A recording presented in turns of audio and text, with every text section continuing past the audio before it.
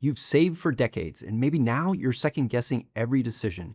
You want to enjoy retirement, take the trip, spend on the grandkids, but something keeps whispering, what if we regret this later? And without a smart income strategy, tax, investment, and withdrawal mistakes can quietly shrink the life you've earned.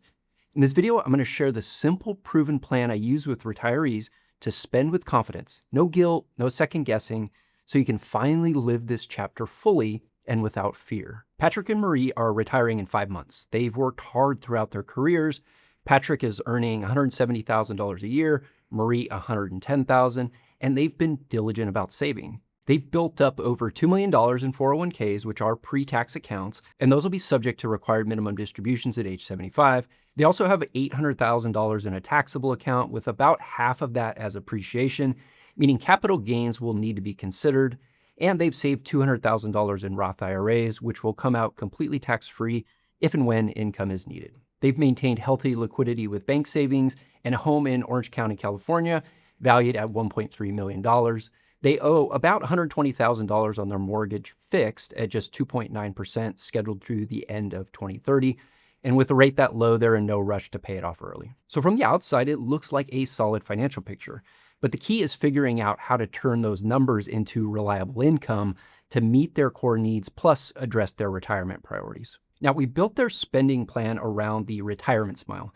That means their spending will be higher in the early years, those go-go years when they want to travel, hike, spend time with grandkids, and explore what this new phase of life has to offer. Over time, we expect that spending to slow during the slow-go years and potentially rise again later if healthcare needs increase in the no-go years. For Patrick and Marie, this model fits well. Their core expenses run about $9,000 a month. On top of that, they give $1,500 monthly to causes they care about. They do feel fortunate and they want to help others. They're also building in $2,000 a month for family travel and shared experiences.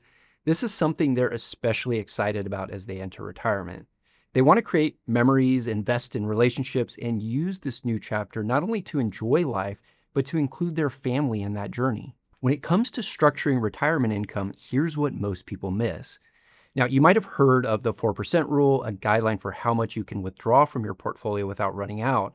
But that rule makes it challenging to account for real life dynamics like more travel early on, or the fact that their mortgage, which is a significant monthly cost, that'll be paid off in just about 5 years. That means their income needs now are higher than they will be later. What we want instead is a system that adapts over time, one that can meet uneven spending patterns, increase spending if things go well, and then dial things back if needed. For Patrick and Marie, we're using a dynamic risk-based guardrail strategy that targets 20% chance of overspending and an 80% chance of underspending. So if their portfolio grows from 3.1 million to 5.36 million, their income can rise by $7,500 per month.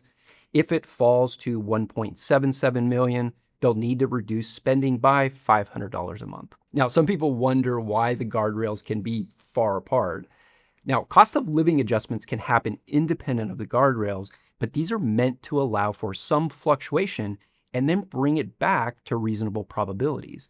This isn't about reacting to every market move. It's about making clear, rational adjustments at the right moments so they can stay on course without second guessing. Now, looking ahead as they stop earning those paychecks and replace that income with money from their investment portfolio, Patrick and Marie's taxable income will actually go down. Remember, they have that taxable brokerage account where every dollar that's withdrawn, it's not taxed like a paycheck, but rather based on realized capital gains. So they'll enter initially into what we call a tax valley. It's this common period into retirement, but before required minimum distributions begin. It's where taxes tend to be low. And while this may sound like a windfall, it's not. It's a window, one we can use for proactive tax planning. So paying a bit of tax more now at lower tax brackets can reduce taxable income later when rates are higher. So according to our projections, the optimal strategy would be to use this time to convert traditional IRA balances into Roth, even if that means paying some taxes now in exchange for tax-free growth and withdrawals later. So when we chart it out, the top of the 22% federal bracket would be the optimal ceiling. But in Patrick and Marie's case, the long-term benefits of those higher conversions at the 22% bracket, it's actually not much more than converting up to the more palatable 12% federal bracket. So we're going to go with that.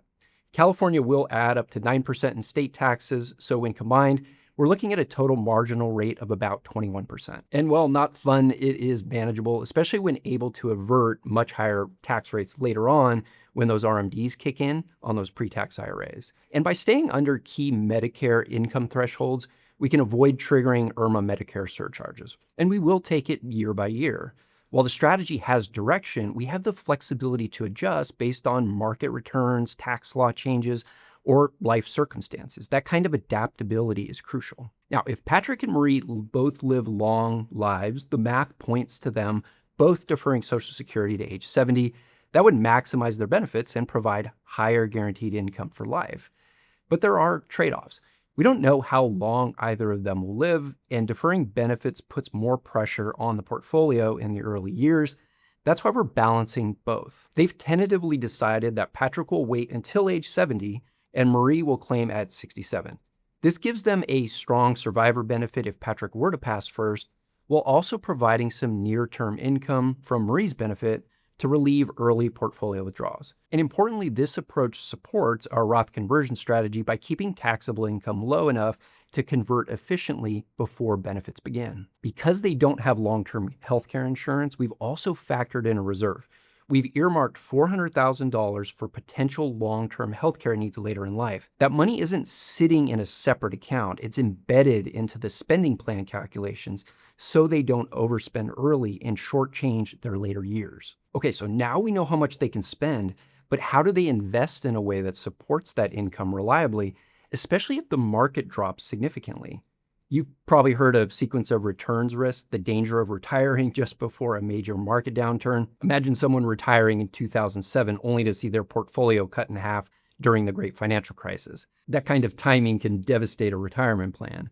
Well, to guard against that, we use what we call a war chest strategy. The idea is simple. Preserve the money you'll need in the near term while giving the rest of the portfolio time to recover and grow if the stock market hits a downturn. The average bear market from peak back to recovery lasts about 3.5 years, but in deeper downturns like in the 1970s, 2000, or 2008, recovery took 6 to 7 years to get back to its peak. The point is this: we don't want to be forced to sell stocks when they're down 20, 30, or 40%.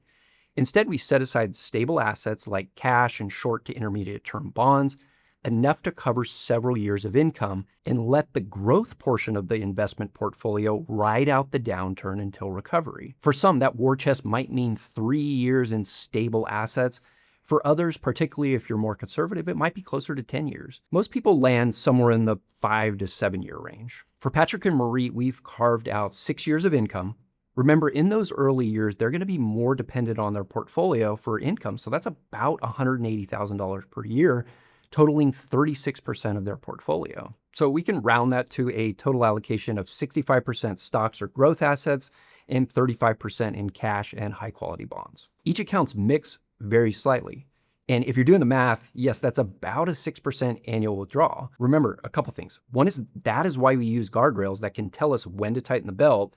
And they also have some surplus built into their plan, so they don't necessarily have to withdraw that much. Second is this highlights the reason for the war chest if the economy goes in the tank. Their taxable account, which holds $800,000, is allocated closer to 50-50 because we're starting by taking income from this account. The pre-tax IRAs are at 65-35, as those are next in line, and their Roth IRAs, which won't be tapped anytime soon, are 100% aimed at long-term growth. And if that worst-case scenario hits, they can also turn on Social Security earlier to alleviate pressure on the portfolio. Now, this strategy balances that short-term stability with long-term growth. It helps to protect against bad market timing and can provide peace of mind because those stocks they own for the long term to outpace inflation, they won't need to sell when markets are down because they have the war chest. Now, you might be wondering, with $3 million, why not just live off the interest from treasuries or dividends from high-yield stocks? It's a fair question, but treasuries face reinvestment risk.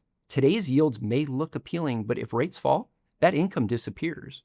And if you go longer on bonds, they limit flexibility to access principal. As we saw in 2022, values can swing quite a bit based on interest rates. And dividend-paying stocks can work well until they don't.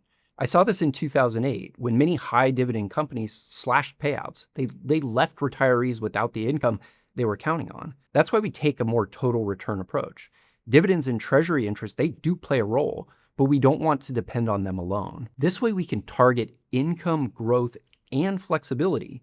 So for Patrick and Marie, with their war chest in place, they can handle short-term needs without nervousness, and their growth assets are positioned for the long term. Now that you've seen how Patrick and Marie built a spending plan that let them live without fear or guessing in retirement and still make memories with their family, what actually changes when you have twice as much?